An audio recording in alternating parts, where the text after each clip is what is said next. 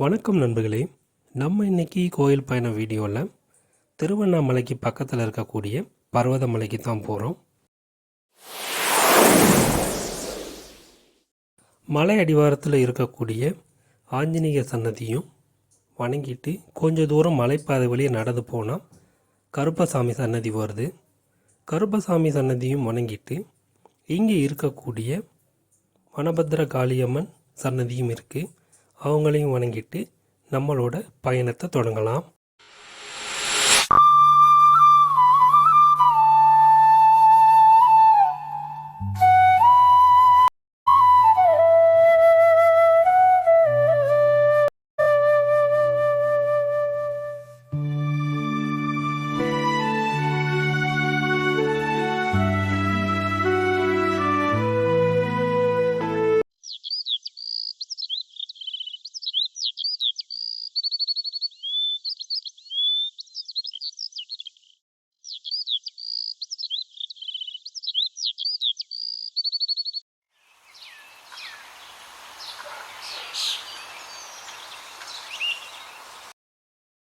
நம்ம மழைக்காலத்தோட முடிவில் போயிருந்தாலும் அன்னைக்கு மழை பெஞ்சிக்கிட்டு தான் இருந்தது.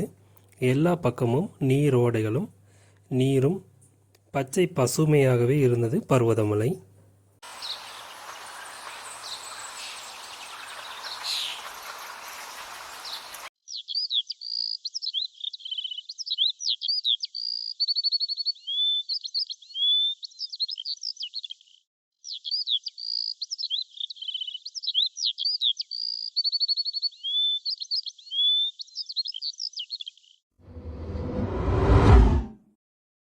அந்த இயற்கையை ரசித்தபடியே நம்ம மலைப்பயணத்தை தொடங்கினோம். முதல் கட்டமாக 1263 படிக்கட்டுகளை கடந்து நம்ம மலையேற தொடங்கணும். படிக்கட்டுகள், பாறை, மலைப்பாதை, ஆகாயப்பாதை, கடப்பாறை பாதை, தண்டவாள பாதை போன்ற பல்வேறு தடைகளை தாண்டி தான் இந்த மலையை ஏறி ஆகணும். சுமார் 4000 அடிகளுக்கு மேல் உயரமுள்ள இந்த மலையை ஒரு சவாலான மலையேற்றமாக நினச்சி தான் நம்ம ஏற முடியும்.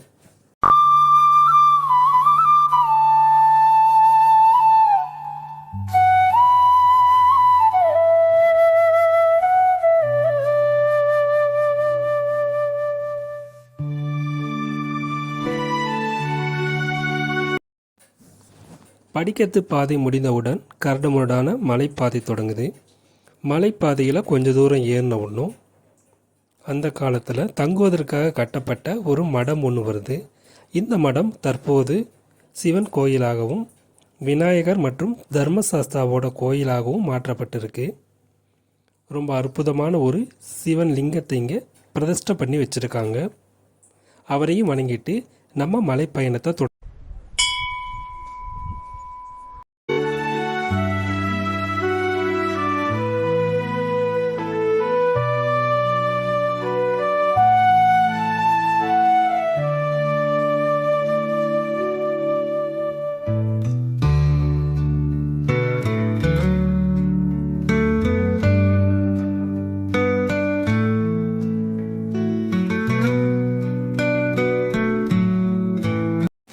மலைப்பாதையில் நம்ம கொஞ்சம் தூரம் போன உடனேயும் மறுபடியும் ஒரு சிவலிங்கம் பிரதிஷ்டை பண்ணி வச்சுருக்காங்க.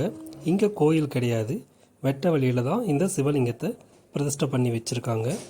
நம்ம போன சமயத்தில் அங்கே இருக்கக்கூடிய அன்பர்கள் அந்த சிவலிங்கத்துக்கு பூஜை பண்ணிக்கிட்டு இருந்தாங்க. அதையும் பார்த்து வணங்கிட்டு நம்ம பயணத்தை தொடரலாம்.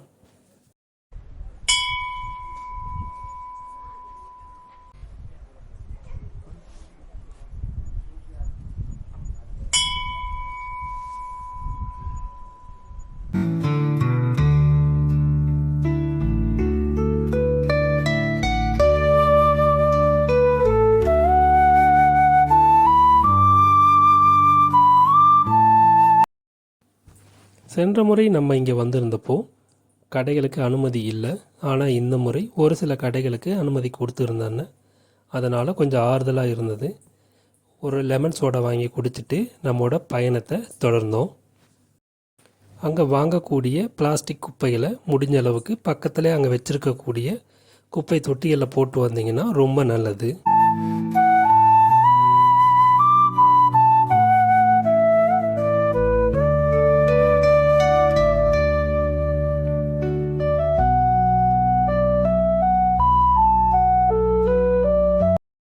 இப்போ நம்ம மலையோட பாதி தூரத்துக்கு வந்துட்டோம்.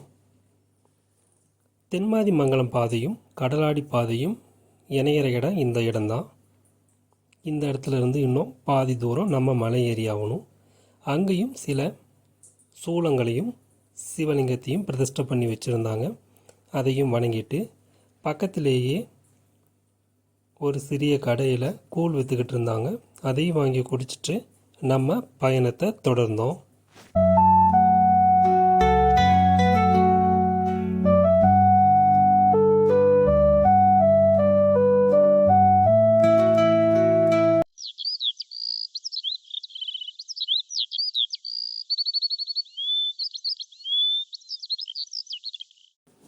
இதற்கப்புறம் பர்வதமலையில் இருக்கக்கூடிய முக்கியமான ஒரு இதமான ஒற்றை மலையில் இருக்கக்கூடிய சிவலிங்கத்தையும் இப்போ புதுசாக பிரதிஷ்டை பண்ணியிருக்கக்கூடிய நந்தியும் வணங்கிட்டு நம்ம பயணத்தை தொடர்ந்தோம். கரடு முரடான சில பாதைகளையும் மலையும் தாண்டி வந்த பிறகு நேர்த்திக்கடன் செலுத்தக்கூடிய மரம் இருக்கக்கூடிய இடத்திற்கு வந்துட்டோம். இந்த இடத்துக்கு வந்துட்டாலே மலையோட முக்கால்வாசி தூரத்தை நம்ம கடந்துட்டதா நம்ம நினச்சிக்கலாம். இங்கே அந்த காலத்தில் பயன்படுத்தின உரல் கல்லும் நேர்த்திக்கடனுக்காக மக்கள் நேர்த்திக்கடன் தொட்டியும் நேர்த்திக்கடன் கல்லையும் வச்சுருக்காங்க. இதையெல்லாம் பார்த்துட்டு நம்ம பயணத்தை தொடரலாம். இந்த மரத்தை கடந்த கொஞ்ச தூரத்திலேயே பர்வதமலைக்கு உரித்தான சிறப்பான தண்டவாள பாதை மற்றும் கடப்பாறை பாதையை நம்ம அடைஞ்சோம். இங்கே கடப்பாறை பாதை வழியாக மேலே ஏறும்படியாகவும் தண்டப்பாள பாதை வழியாக கீழே இறங்கும்படியாகவும் அங்கே அறிவிப்பு பலகைகள் இருந்தது. ஏன்னா இங்கே மலை ஏறுவதை விட இறங்கிறது ரொம்ப கடினமான விஷயம். அதனால் தண்டவாள பாதை வழியாக இறங்கும்படியாக இங்கே அறிவிப்பு பலகைகள் இருந்தது. இதெல்லாம் பார்த்தபடியே கடினமான அந்த கடப்பாறை பாதை வழியாக நம்ம மலை ஏற ஆரம்பித்தோம்.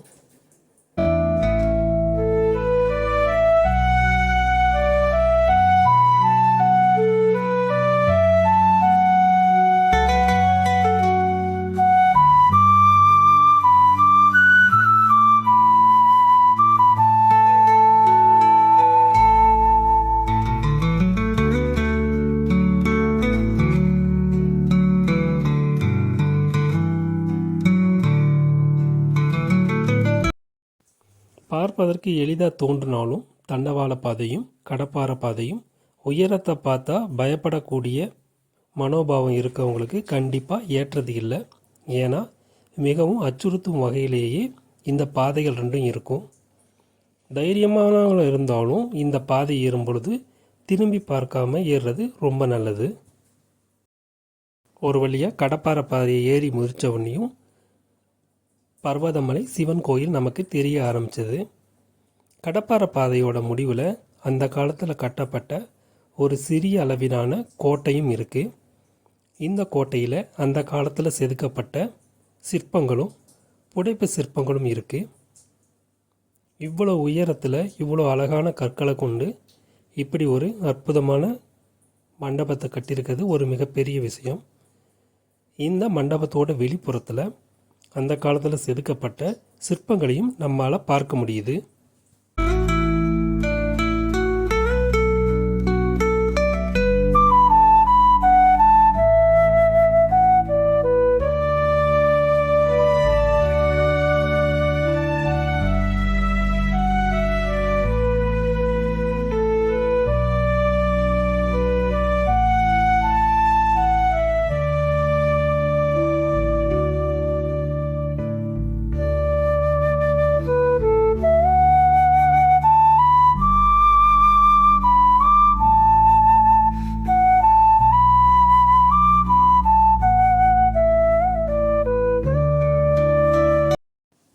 இந்த மண்டபத்தை தாண்டி நம்ம ஆகாயப்பாதை வழியாக நம்ம மலை ஏற தொடங்கினோம். இந்த ஆகாயப்பாதை ஆரம்பிப்பதற்கு கொஞ்சம் தூரத்தில் இடது பக்கமாக ஒரு சுரங்கம் போன்ற அமைப்பு இருக்குது. இது சுரங்கம் கிடையாது. அந்த காலத்தில் பயன்படுத்தின நீர் சுனைகள்லையும் நீர் கிணறுலையும் ஒன்று தான் இது. அந்த காலத்தில் நீர் தேவைகளை இந்த இடத்துலேருந்து நீர் எடுத்து பயன்படுத்தி இருக்காங்க.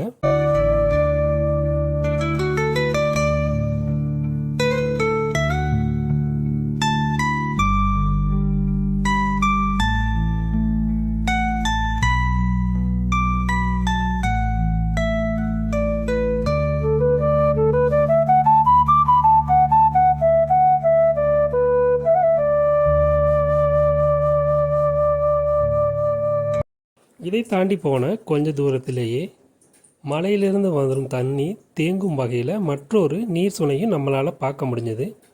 இதெல்லாம் பார்த்துக்கிட்டு நம்ம கொஞ்ச தூரம் போனோம்னா சிவன் முதலாக பாதம் வைத்த இடமான சிவனோட பாதங்கள் பதிந்திருக்கும் இடத்தை நம்ம அடைஞ்சோம். இங்கே சிவனோட பாதத்தை வணங்கிட்டு பக்கத்தில் இருக்கக்கூடிய ஆகாய பாதை வழியாக இயற்கையை ரசித்த வண்ணமே நம்ம பயணத்தை தொடங்கணும்.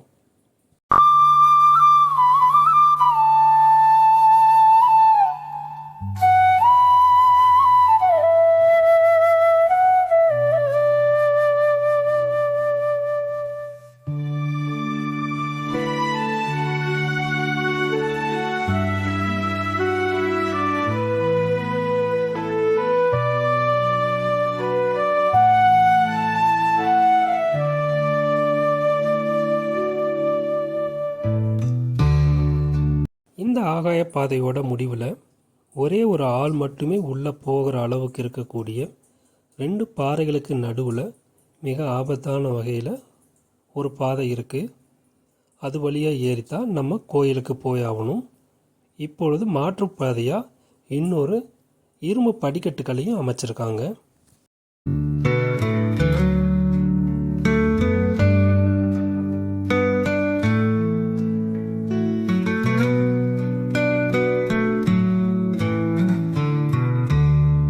இந்த பாதையோட முடிவில் ஒரு விநாயகரோட புடைப்பு சிற்பத்தையும் நம்மால் பார்க்க முடியுது.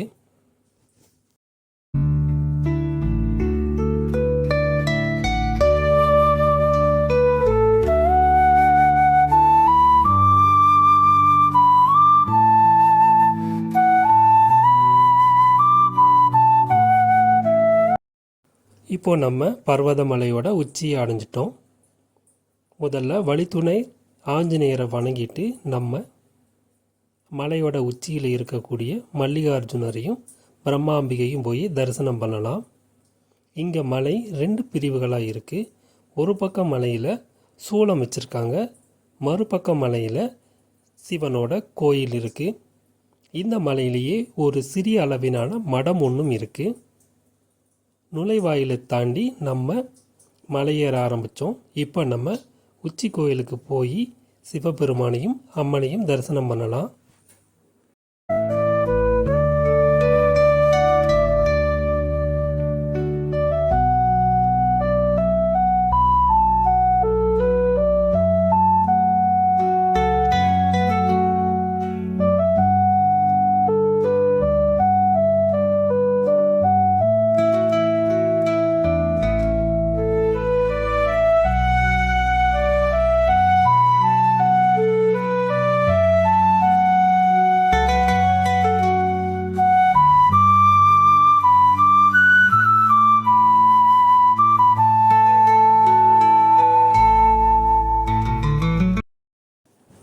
இந்த பர்வதமலை சிவன் கோயில் ஒரு மிகப்பெரிய பாறையின் மேலே கட்டப்பட்ட ஒரு கோயில். முன்புறத்தில் விநாயகரை வணங்கிட்டு அதற்கு பின்னாடி இருக்கக்கூடிய நந்தீஸ்வரரையும் வணங்கிட்டு நம்ம கோயிலுக்கு உள்புறம் போக ஆரம்பிக்கலாம். 4500 அடிக்கு உயரமான இடத்துல இப்படி ஒரு அற்புதமான கோயிலை கட்டியிருக்கிறதுங்கிறது சின்ன விஷயம் இல்லை. ஆனால் அதை அந்த காலத்தில் செஞ்சு காமிச்சிருக்காங்க. இந்த பாறையை முற்றிலுமாக உடைச்சி அதற்கு மேலே இந்த கோயிலை கட்டி அங்கேயே ஒரு சுனையும் அமைச்சிருக்காங்க. அதை நம்மால் இப்போவும் பார்க்க முடியுது. பாதுகாப்புக்காக சுற்றிலும் கம்பி வேலிகள் போடப்பட்டு ஒரு பாதுகாப்பான இடமாகவே இப்போது கோயில் மாற்றப்பட்டிருக்கு.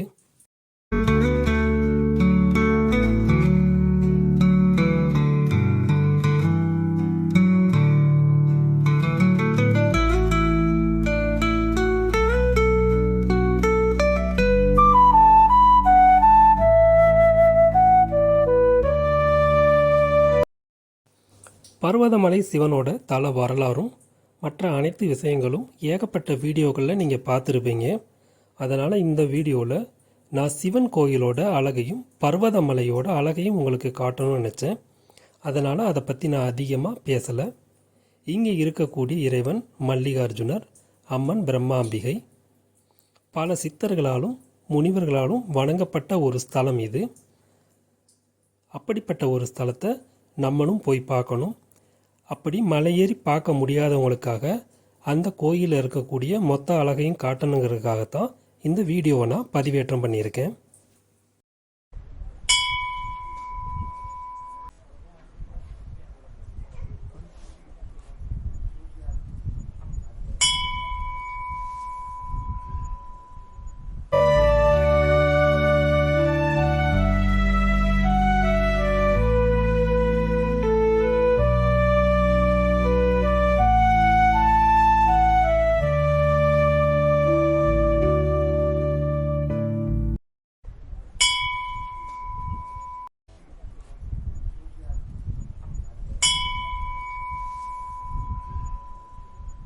அங்கு வந்திருந்த சிவனடியார்கள் சங்கு ஊதியும் சகண்டி அடிச்சும் கற்பூர ஆராதனை காமிச்சும் ஓம் நமச்சிவாயின்னு சொல்லியும் சிவனை மனதார மனமுருகி வழிபாடு பண்ணது நமக்குள்ள ஒரு மெய் சிலிர்ப்பை தான் ஏற்படுத்துச்சு. அதை பார்த்துட்டு நம்ம கோயிலோட சுற்றுப்புறத்தை போய் பார்க்கலாம்.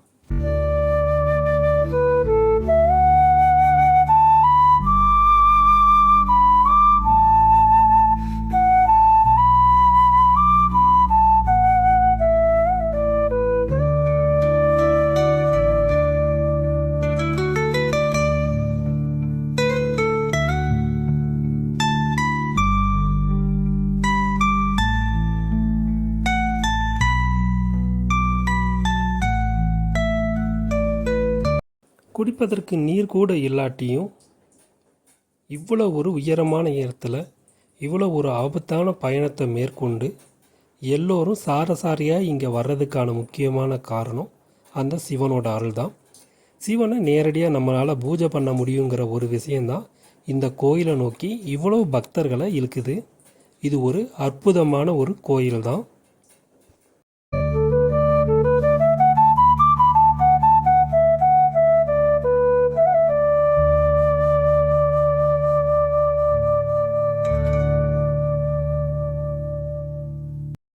இப்படிப்பட்ட ஒரு அற்புதமான தலத்தை உங்கள் பார்வைக்கு நான் கொண்டு வந்ததில் ரொம்ப மகிழ்ச்சி அடைகிறேன்.